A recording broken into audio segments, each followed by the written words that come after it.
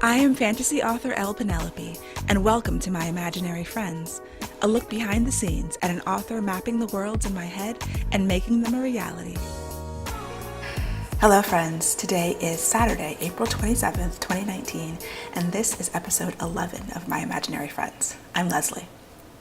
I apologize if the audio quality is not up to snuff. I'm once again in a hotel room, this time in Florida. By the time this goes out on Monday, I'll be making my way back to Maryland after the weekend here. But I will try to clean up the audio as much as possible. So sorry again. Next week I should be home and back in my home studio.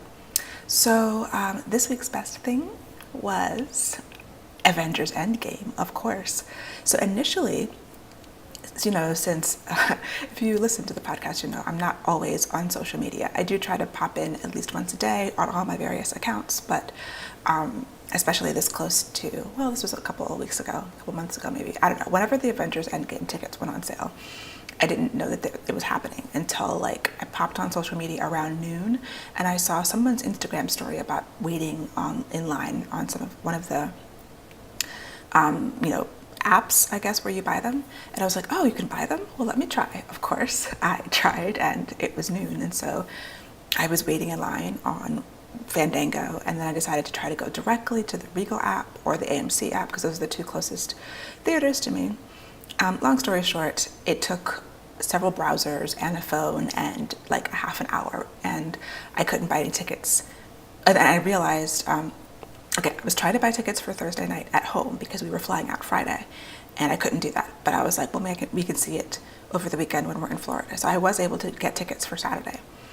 And then a couple of days ago, I think it was like Thursday or Wednesday, I got an email from Fandango saying, oh, tickets opened up, there's extra showings. So I was able to buy a ticket for Thursday at 6 p.m., which was right before we left. So we saw it on Thursday. And no spoilers, but it's amazing and you have to go see it. And it's even better if you've seen every single one of the Marvel movies over the past 10 years, which we have.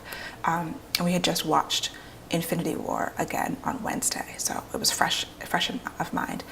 The only thing I will say is that if you haven't seen it yet, and if you're not a huge Marvel movie fan, then I would recommend at least seeing Ant-Man and the Wasp, and of course Infinity War before seeing Endgame.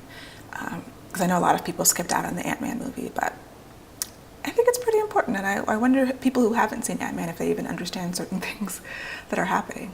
But yeah, that movie it gave me life. It was great. I texted my friends afterwards, and I was like, I feel like I feel like I could run a marathon because it actually gave me energy. It was like the Audrey McDonald show. It's like some things that are invigorating and inspiring creatively. Just great storytelling, I thought. So definitely this week's best thing. Followed closely behind by this little mini vacation that we're on. We don't take a lot of vacations, and my husband doesn't really like the beach, but I had a very strong urge to go to the beach. And I realized that the timing is less than spectacular because my book is due on Wednesday. But I was working on the beach because usually when I go to the beach, I don't swim or anything. Like I'll get in the water and splash or something, but I'm not a swimmer, and people don't really swim at the beach anyway. I don't need to tan necessarily, but I just like going out there because it's relaxing. And usually I just read. So either bring a book or usually my Kindle and spend as much time as possible before I get exhausted from being in the sun, reading and relaxing. So today I printed out part of the book that I'm working on, but I still haven't finished all of the epigraphs yet. So I was working on those in my notebook, writing them by hand on the beach, it actually worked out pretty well. I don't write by hand almost never because my hand gets very tired. People who write by hand, I'm always amazed at them. Like I can write maybe like a diary entry by hand, but by the end, if I have a lot to say, my hand is hurting and cramping up. And so everybody who writes, novels by hand, hats off to you because couldn't be me. I type so much faster than I write by hand. I type almost as fast as I can think, and which just works out better for me. But I was not about to take my laptop on the beach, so I wanted to get, let's see, I have 14 left at the beginning of the day, and I wanted to get at least half of them done, which I did. I got 8 done. And and I can probably finish them either this afternoon or tomorrow morning, which would be good. And I'm also going through reading the printed out version. I was doing that on the plane ride, correcting it, and I want to finish that by tomorrow, enter all the changes in Monday, maybe Tuesday if it takes me a little bit longer, and hopefully it'll just be Monday, so I can just have Tuesday to wrangle with Scrivener. Even though I have my Scrivener presets done, and Scrivener is the application, the program that I use to write, which is wonderful, highly recommended, but you do have to allot at least an hour of your time to exporting it. Not every time, because like I said, I do have a preset that I use, but even with the preset, it takes a little bit of wrangling to get it the way that I want it. So that'll be Tuesday, and then hopefully I'll just send it in on Tuesday and be done. So the epigraphs that I decided on, and since I'm almost done with them, I'm very confident about this. It's going to be 2 letters. The first letter is the first 35 or 36 chapters, and then there's another letter for the last 14 chapters or so. And I was not able to keep it ambiguous, but I still, tiny minor spoiler, not really, for the epigraphs of Cry of Metal and Bone. The epigraphs are a letter from one character to another, and I'm hoping that the reader will start out with them, if they're thinking about them at all, thinking they're from one character, and then realize partway through that that doesn't make that much sense. And then I do reveal that he signs the letter. I do reveal what character it is, and hopefully that's like an aha moment. And it serves the story in a couple of ways. It allows me to get into the head of a character who you see in this book, but becomes more important in the 4th book and in the 3rd novella. And it still allows me to do what I think the epigraphs are supposed to do, which is, additional world building and leading you into the chapter. So even though it's a letter, I do try really hard to make sure that the tone is, fits with the chapter, which I think I said before. I'm sorry if I'm repeating myself. But yeah, so those have been cool to write. Still a little tough, like not as tough as the epic poem that I wrote for Whispers of Shadow and Flame, but making it cohesive, making it in his POV. And this is a character I haven't written a POV for before. And yeah, so I like them though. Like I had only printed out part of the book, the first 35 chapters that have epigraphs, while I was writing the last ones, so that I could read it through as a reader with the epigraph, getting the vibe and the feeling of the chapter. And I don't know what chapter, I'm almost done with the first 35, so feeling good about it, feeling good about the whole thing. Even the issues that my brother had raised that I couldn't solve. I see what he's saying, but I still think it works the way it is. I don't feel bad about not being able to have time to really address them in a significant way. I'm trying to add a few lines here and there to clarify some things, but at least for me, it's working. So we'll see what my editor has to say when she sees it. So that's all been good, and I'm kind of zen about the whole thing, and especially doing work editing on the beach. It's super relaxing, even with other people there. There was a lady who came in. They came through, set up their chairs right in the front, and then put on some music and like a speaker. And I was like, but anyway, I put my headphones in, even though I would rather have listened to the water.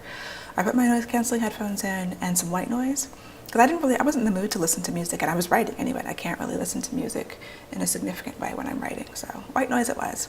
I could have used Coffeetivity, but I didn't. I just used the white noise app and went about my business. So the other thing I wanted to talk about was a really, really beautiful blog post by an author, the author Angelina Lopez. So she's my agency sister. We share an agent, Sarah Megabo, and I met Angelina somewhere. Where were we? Last RWA maybe? That sounds right. And she's great, she's fantastic. And she just announced her first deal. Her book is coming out sometime next year maybe. And so I think after I met her, I subscribed to her newsletter, and she was still pre-published. And so I'm always because I do websites and because I actually do some teaching about websites for authors, I'm always interested in what pre-published authors are doing and ways to give them advice about their web presence and things like that. And she was an example of someone who was doing it really well, in my opinion. So she was asked to give the closing inspirational speech at the Washington Romance Writers Retreat a few weeks ago. And so her blog post, which I will link to in the show notes, her website is angelinamlopez.com. It's just this really beautiful story about her being asked to give this inspirational speech during the worst week of her life. And it's very, very, it really inspired me because, that week, the worst week of her life, she had a 3-book deal with a publisher and lost it. She had a flare-up of a medical condition. Her son was having a mental health crisis, and she talks really honestly about that experience. And I wasn't at the retreat, I didn't hear her speech, but I can imagine how beautiful it was just from reading the blog post about it. And some authors are starting to more and more talk about failure, and I think that's really important because, if you only see the good parts of anything, any sort of person on social media, whether it's a celebrity or a friend or an acquaintance, we tend to only talk about the good things and share the good things, and that is fine. Like, nobody wants to really go and be depressed by your social media feed, but it is important to keep it real, and so that people coming up can see that all the sides of this. Whenever I talk to authors, like pre-published authors, people who are trying to figure out their place in this industry, I try to make sure that I am real and that I talk about the difficulties so that they know, because that helped me a lot coming up when I was in workshops. And the author who was leading the workshop would give us just real information about the difficulties that were going on and not like super, not always super personal, but giving you a heads up, like, okay, these are things that can happen. You need to watch out for this. You need to be aware of this. And so I kind of went in with my eyes open, knowing about things that could happen. And so at any stage, it's really helpful for people, I think, to open up about things, whatever they're comfortable sharing, and talk about failure. And I had to have to figure out how to speak about it in a way that I'm comfortable with too. I usually am really open about when people ask me, like I just gave an interview this week for this indie author group on Instagram, which I can't remember the name of. It's IAC, but I can't remember what it stands for, but I will link to it in the show notes because I don't remember anything anymore.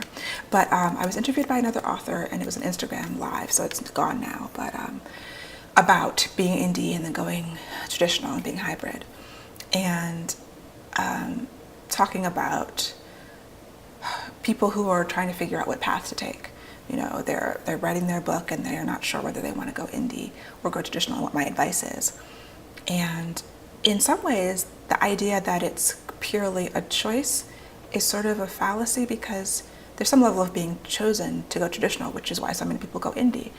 So the choice is pursuing this path, and then the choice becomes whether or not to give up if it doesn't go your way soon enough. If you're going to go for an agent, it could take a year or more to get an agent.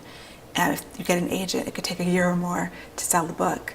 So the choice for you at that point is, how long are you willing to wait, and what do you want out of your career? Like, indie and traditional, I see benefits and the pros and cons to both, because I do both, and I do actually like both. I love having the control, and I love working with the publisher, even though there are things that have been really difficult with traditional publishing, and some of them I was aware of, and some things I didn't even know that could happen. So yeah, it is a choice in some ways, but the traditional route is more a choice of how long you're going to go for it, and if you don't sell a book, are you going to write another one and go that route again? So the choice there is more about persistence and stick-to-itiveness. And the choice in indie is more about taking on everything. And how are you going to do that? How are you going to afford to do that with money and time? Keeping up with all the latest marketing trends, Facebook ads, BookBub ads, Amazon ads, and then paying for those. And so writing to market or not, your genre, like there's so many other things happening on that side that it's not a clear, it's like, oh, go indie, oh, go traditional. It's like, well, yeah, it's such a larger conversation. So I feel like I'm always rambling when I try to answer the question because it's not a simple answer. If you really want to see your book in bookstores, people say go traditional, but there's no guarantee that your book will get into bookstores if you go traditional. Like, bookstore space is at a premium. And then there's, digital only lines of traditional publishers. And if you want the control and the potential to make more money, perhaps you can go indie, but there's no guarantee that your book will sell and you'll make more money even though you're getting 70% of the royalties, because it's so hard. They're both so hard. And so, yeah, the why. Like I talked in my very first podcast, knowing your why, knowing what you want, goes into that a lot. And so I don't want to belabor it, but that was, and I don't know how I started talking about that. I've been in the sun for a few hours, so anyway, obviously I need to end this because I'm no longer making sense. So,